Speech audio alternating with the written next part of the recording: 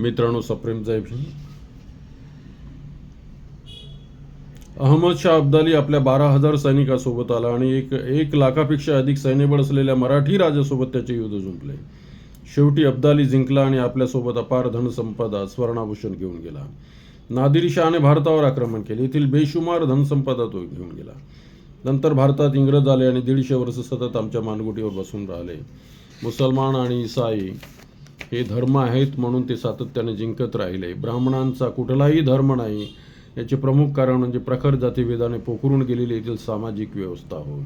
या दारुण पराजयाचे खापर ब्राह्मणावरती फोडले जाते. काही इतिहासकारांच्या मते ब्राह्मणांचा कुठलाच धर्म नाही. सत्ता कोणत्याही प्रकारे हस्तगत करणे हे त्यांचे प्रमुख उद्दिष्ट असते आणि इतरांना आपले गुलाम बनवून त्यांच्याकडून आपली कामे काढून घेणे आणि स्वतः ऐशो आराम करून आयुष्यभर मजा मारत बसणे हे त्यांचे एकमेव ध्येय असते.